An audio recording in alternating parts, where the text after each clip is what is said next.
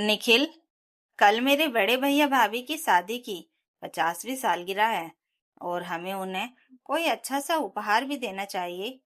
पूर्वी ने अलमारी में साड़ी रखते हुए धीमे स्वर में कहा। निखिल ने मोबाइल से नजर उठाकर उसे देखा और ओठ टेढ़े करते हुए बोला, पूर्वी, फालतू खर्चा करने की कोई जरूरत नहीं है। तुम्हारा बस चले तो तुम अपने मायके वालों पर पता नहीं क्या क्या लुटा दो। हर महीने कभी किसी का जन्मदिन, कभी सालगिरह, कभी कोई पूजा। आखिर कब तक? पूर्वी कुछ पल चुप रही। यह पहली बार नहीं था जब निखिल ने उसके मायके को लेकर ऐसी बात कही हो। शादी के 15 सालों में उसने हर बार समझौता ही किया था। अपने माता पिता के लिए कपड़े खरीदने से पहले 10 बार सोचना, भाई बहनों को मदद देने से पहले पति की अनुमति लेना, यह सब उसकी आदत बन चुका था। मगर आज बात उसके बड़े भैया भाभी की थी। वही भैया जिन्होंने पिता के गुजर जाने के बाद पूरे घर की जिम्मेदारी अपने कंधों पर उठा ली थी। अपनी पढ़ाई छोड़कर छोटी बहन पूर्वी को कॉलेज तक पढ़ाया, उसकी शादी अच्छे घर में करवाई और हर मुश्किल में पिता बनकर उसके साथ खड़े रहे। पूर्वी ने धीरे से कहा, भैया भाभी ने अपनी पूरी जिंदगी परिवार के लिए निकाल दी निखिल। 50 साल साथ बिताना कोई छोटी बात नहीं होती। मैं बस उन्हें एक छोटा सा उपहार देना चाहती हूँ। छोटा सा? निखिल हंस पड़ा। तुम्हारे छोटे छोटे खर्चे ही महीने का बजट बिगाड़ देते हैं। और वैसे भी तुम्हारे भाई को किसी चीज की कमी है क्या? इतना बड़ा घर है, बिजनेस है, उन्हें हमारे गिफ्ट की जरूरत नहीं होगी। पूर्वी ने महसूस किया जैसे किसी ने उसके आत्मसम्मान को चोट पहुंचाई हो। बात गिफ्ट की नहीं थी, भावना की थी। लेकिन निखिल को यह कभी समझ नहीं आया। उसने बहस बढ़ाना ठीक नहीं समझा और चुपचाप रसोई में चली गई। मगर उस रात वह देर तक सो नहीं सकी। उसे बार बार याद आता रहा कि कैसे उसके भैया ने उसकी शादी में अपना जमा पूंजी तक लगा दी थी और आज वह अपनी इच्छा से उन्हें एक सम्मानजनक उपहार भी नहीं दे पा रही थी। अगली सुबह पूर्वी जल्दी उठ गई। उसने घर का सारा काम निपटाया, बच्चों का टिफिन बनाया और फिर अपनी पुरानी अलमारी खोली। उसमें एक छोटा सा डिब्बा रखा था जिसमें उसकी माँ की दी हुई सोने की पतली चूड़ी रखी थी। माँ ने कहा था, मुश्किल वक्त में काम आएगी। पूर्वी ने कुछ पल उसे हाथ में लेकर देखा, फिर चुपचाप ज्वेलर के पास चली गई। चूड़ी बेचकर जो पैसे मिले उसने उसने उनसे अपने भैया भाभी के लिए एक सुंदर चांदी का फोटो फ्रेम कर खरीदा जिसमें उनकी पुरानी शादी की तस्वीर लगवाई। तस्वीर में दोनों के चेहरे पर वही मासूम मुस्कान थी जो आज भी बरकरार थी। साथ ही उसने एक छोटा सा संदेश खुद अपने हाथों से लिखा, उन दो लोगों के लिए जिन्होंने रिश्तों को सिर्फ निभाया नहीं, उन्हें पूजा है। शाम को जब वह तैयार होकर बाहर आई तो निखिल ने पूछा, तो आखिर ले ही लिया कुछ? पूर्वी ने शांत स्वर में कहा, हाँ, लेकिन उसके लिए तुमसे 1 रुपया भी नहीं लिया। निखिल ने ज्यादा ध्यान नहीं दिया और दोनों समारोह में पहुंच गए। हॉल रोशनी से जगमगा रहा था। हर तरफ रिश्तेदार, दोस्त और पुराने परिचित मौजूद थे। मंच पर पूर्वी के बड़े भैया और भाभी बैठे थे। उम्र के इस पड़ाव पर भी दोनों के चेहरे पर एक अलग ही सुकून था। लोग आ आकर उन्हें बधाई दे रहे थे। पूर्वी जैसे ही मंच पर पहुंची, उसके भैया की आंखें चमक उठी। अरे पूर्वी, आ गई, उन्होंने खुशी से कहा और उसे गले लगा लिया। भाभी ने प्यार से उसका माथा चूमा। पूर्वी ने कांपते हाथों से उन्हें उपहार दिया। भैया ने जैसे ही पैकिंग खोली, उनकी आंखें नम हो गई।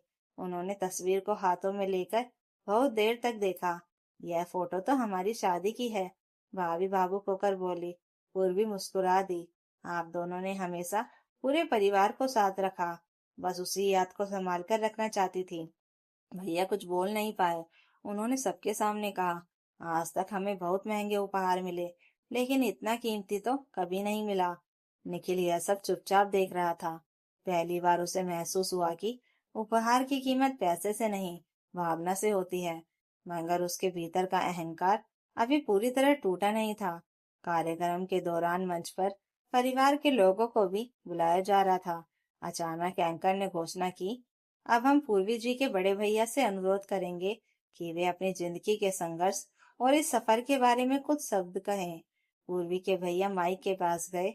उन्होंने मुस्कुराकर सबकी ओर देखा और बोले, आज लोग हमारी शादी के 50 साल पूरे होने की खुशी मना रहे हैं, लेकिन इस सफर में सबसे बड़ा साथ सिर्फ मेरी पत्नी ने नहीं दिया, मेरी छोटी बहन पूर्वी ने भी दिया है। पूरा हॉल शांत हो गया। उन्होंने आगे कहा, जब हमारे पिता नहीं रहे थे, तब घर की हालत बहुत खराब थी। कई बार ऐसा समय आया जब हमारे पास खाने तक के पैसे नहीं थे। उस समय पूर्वी ने अपनी पढ़ाई के साथ साथ ट्यूशन पढ़ाकर घर चलाने में मदद की, अपनी जरूरतें छोड़ दी ताकि हम सब आगे बढ़ सके। उसकी शादी के बाद भी जब जब हमें जरूरत पड़ी, वह हमेशा खड़ी रही। आज अगर हमारा परिवार इतना मजबूत है, तो उसमें पूर्वी का बहुत बड़ा योगदान है। पूर्वी की आंखों से आंसू बहने लगे। उसने कभी अपने किए का हिसाब नहीं रखा था। फिर उसके भैया ने अचानक निखिल की तरफ देखा और मुस्कुराते हुए बोले, और निखिल, मैं तुम्हारा भी धन्यवाद करना चाहता हूँ कि तुमने पूर्वी को हमेशा हमारे साथ जुड़े रहने दिया। निखिल के चेहरे का रंग बदल गया। उसे लगा जैसे किसी ने उसके भीतर छिपे सच को सबके सामने ला खड़ा किया हो। वह जानता था कि उसने कभी पूर्वी को खुलकर उसके मायके के लिए कुछ करने नहीं दिया, मगर आज उसके भैया उसे सम्मान दे रहे थे, जबकि वह इस सम्मान के लायक भी नहीं था। कार्यक्रम खत्म होने के बाद लोग खाने में व्यस्त हो गए। निखिल चुपचाप एक कोने में खड़ा था। तभी उसने देखा कि पूर्वी की भाभी उसके पास आई और बोली, निखिल बेटा, तुम बहुत भाग्यशाली हो कि तुम्हें पूर्वी जैसी पत्नी मिली है। यह लड़की रिश्ते निभाने के लिए खुद को तक भूल जाती है। निखिल के पास कोई जवाब नहीं था। पहली बार उसे अपने व्यवहार पर शर्म आ रही थी। उसे याद आने लगा कि कैसे उसने कई बार पूर्वी को उसके माता पिता के घर जाने से रोका, कैसे हर छोटी मदद पर ताने दिए, और इसके बावजूद पूर्वी ने कभी उससे ऊंची आवाज में बात तक नहीं की। घर लौटते वक्त कार में अजीब सी खामोशी थी। कुछ देर बाद निखिल ने धीमे स्वर में कहा, पूर्वी। पूर्वी ने उसकी तरफ देखा, तुमने गिफ्ट के लिए पैसे कहाँ से लाए? पूर्वी कुछ पल चुप रही, फिर बोली, माँ की दी हुई चूड़ी बेच दी। निखिल ने तुरंत ब्रेक लगा दिए। क्या? कोई बड़ी बात नहीं है। पूर्वी ने सामान्य बनने की कोशिश की।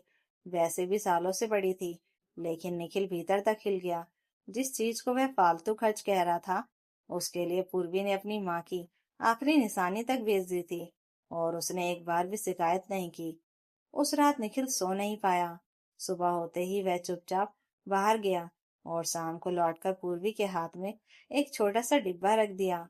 पूर्वी ने खोला तो उसकी आंखें फैल गई। उसमें बिल्कुल वैसी ही सोने की चूड़ी थी जैसी उसकी माँ ने दी थी। यह? निखिल ने नजरें झुका ली।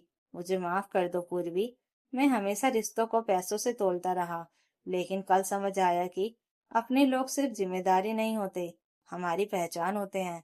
पूर्वी की आंखें भर आई। निखिल ने आगे कहा, अगले हफ्ते तुम्हारे भैया भाभी को घर बुला लो, और हाँ, इस बार उनकी पसंद का खाना मैं खुद बनाऊंगा। पूर्वी हल्का हंस हंस पड़ी। बरसों बाद उसे लगा कि शायद उसके रिश्ते में पहली बार सच में अपनापन आया है। उसने चूड़ी को सीने से लगाया और मन ही मन अपनी माँ को याद किया। शायद रिश्तों की असली कीमत आज निखिल भी समझ गया था। तो दोस्तों, अगर आपको यह कहानी अच्छी लगी हो तो कमेंट करके जरूर बताइएगा, और नई कहानियों के लिए चैनल को सब्सक्राइब जरूर कर लीजिएगा। Thank you for watching.